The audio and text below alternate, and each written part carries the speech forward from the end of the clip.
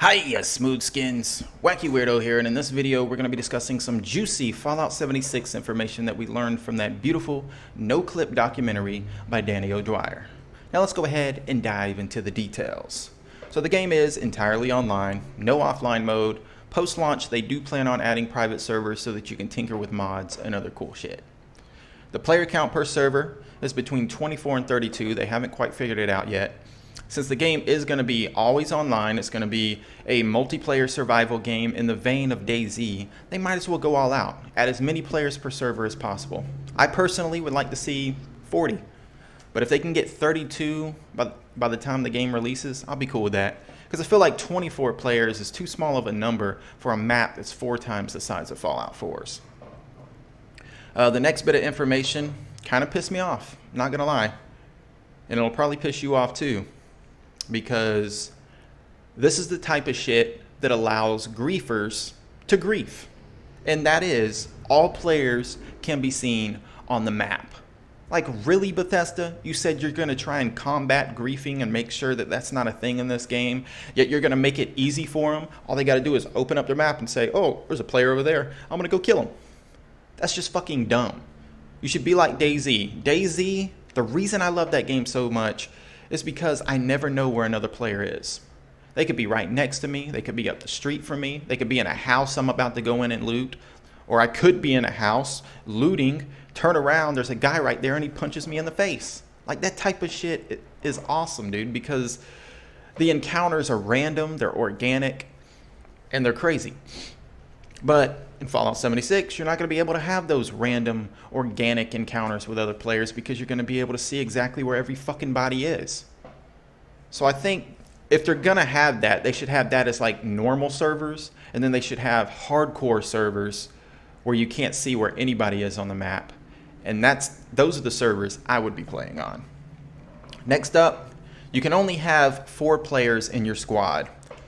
So they showed that off in some of the gameplay where you've seen 4 people running around in power armor. I was kind of hoping you could have as many people as you wanted in your community, but it's only 4. And that's understandable, especially if you can only have 24 players per server. You wouldn't want like 12 people grouping up and then going around killing everybody else, because that would get a bit irritating. That would probably be just as bad as griefing. So yeah, 4 players per squad, understandable. Next up, you can communicate using voice chat and emotes. We already seen the emote wheel in the trailer. Now, voice chat is interesting. Is it going to be like DayZ, where it's vicinity chat, where you have to be close to somebody before you can hear them? Or are you going to be able to hear everybody talking at the same time like in GTA Online? I'm really hoping it's vicinity chat. Next up, they are working on a team deathmatch mode. Why? What Fallout fan had said, you know what would be really cool? If we had like a Call of Duty style Fallout with team deathmatch. I would love that. Nobody. I mean, people are already pissed. You turned Fallout 76 into a multiplayer only game, took out all the interesting NPCs that give you side quests and replaced them with real people, and now you're talking about creating a fucking team deathmatch mode? Get that shit up out of here. Next up, there will be cosmetic-only microtransactions, but those cosmetics that you can buy are also earnable in the game. But of course, they're going to take you forever to earn them in-game, and that's the incentive to spend your real cash on them, just like in every other fucking game. But yeah, we already knew microtransactions were going to be in this game because it's a multiplayer-only game, and you know, even though the great Bethesda is consumer-friendly, they still got to make some extra cash somehow. Now, next up, the special attributes are in the game and you can put points towards them. But you can only choose 1 perk card per special attribute, but you can switch them out on the fly. Next bit of information is VATs is in the game, but it's in real time. So it won't stop time, it won't slow it down, it's just going to be in real time. When you use it, you're still going to see the green shit appear on the body parts. You're still going to see the hit percentages and shit like that. And I don't know how I feel about that. Since this is a multiplayer only game, I don't think the ability to use VATs on other players is very fair.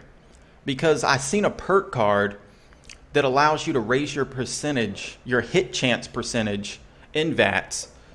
So you're going to have people running around aimbotting you in the face. And I don't like that. I think since they decided to go multiplayer only, they should have taken out VATs altogether, or either made it where you can only use VATs on the NPC enemies, like the creatures and whatnot, and take out the ability to use it on other players. Next bit of information, camps can't be placed outside of the vault to prevent griefing. Really? You want to prevent griefing, yet you're going to have every player's location on the map? Do you think before you do stuff, Bethesda? Now, if you have a camp set up in one location, then you change servers, and somebody else has their camp set up in that same location in that server, then it'll pack up your camp, and you'll just have to place it somewhere else. I've seen a lot of people asking about that. Like if somebody had a camp in your location and you joined a different server, what would happen? And there's your answer. Now, like DayZ, you're going to have to eat and drink, and there are diseases and mutations. And mutations will give you positive and negative traits, but you can either decide to cure the mutation if you don't like it, or you can keep the mutation permanently if you really enjoy it. Now, some mutations can actually change your appearance. Now, I don't know if that means you can transform into a super mutant or not, but I'm pretty sure you're going to be able to turn into a ghoul.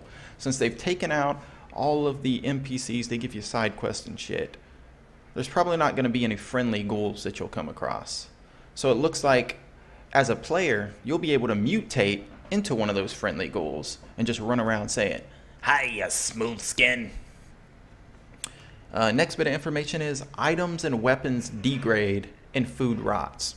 So to you people who like to run around with a bunch of Brahmin and mole rat meat in your book bag for hours and hours, you're not going to be able to do that in this game. You're either going to have to hurry up and cook it and eat it, or you're just going to have to throw it out because it's going to start stinking. And if you decide to eat it while that shit's rotted, you're probably going to catch a disease. Now, they didn't go into any details on the different types of diseases in the game, but I'm pretty sure you'll probably catch like salmonella or something, and it'll make your character barf. Now, the fact that items degrade now is pretty cool. So if you use your weapon too much, eventually that shit's not going to work. You use your melee weapon too much, eventually that shit's going to break. So you're going to always have to keep your eye on your weapon's health. And I don't know if you're going to be able to repair your weapons on the fly, like while you're away from your camp, or if you're going to have to go back to your camp to a workbench to repair it. They didn't really go into any detail on that. Next up, there is crafting, just like in Fallout 4, but there's a lot more options, they said. They said you can find special recipes and blueprints in the world, and there are even public workshops and events surrounded by enemies that you have to take over. And if you do, it'll give you special resources to craft, such as ore and lead. And lead can be used to craft ammunition. So to you people who like The Walking Dead, you could role play as Eugene, start crafting a bunch of ammunition. Next up, the final bit of information. After you nuke a location on the map, it will become a high-level zone filled with tougher enemies, but better loot and rare resources. So after you nuke a location and you decide to go and loot it, make sure you have a hazmat suit on because of that radiation, or some bulky power armor, and you want to make sure your character is somewhat of a high level, maybe like level 15, level 20, something like that. Make sure you have some powerful weapons because there's going to be some beastie creatures there. They showed some of that off in the trailer. You had the glowing Deathclaw, the glowing Snallygaster. There's probably going to be multiple enemies that are glowing that are going to take a while to defeat. So you're going to have to go there by yourself or with your buddies, tear that shit up, and gather that rare loot and resources. Well, there you have it, everybody. That's all the new information we learned from that no-clip documentary. Learned some cool stuff, learned some stuff I didn't like. The two things I don't like is the fact that VATs is in the game. Like I said, it's going to be kind of aimbotty. And then the fact that you can see all players on the map, that's going to cause griefing no matter what they say. But other than that, everything else sounds pretty cool. And, you know, I can't wait to play the damn game. See exactly how everything works firsthand.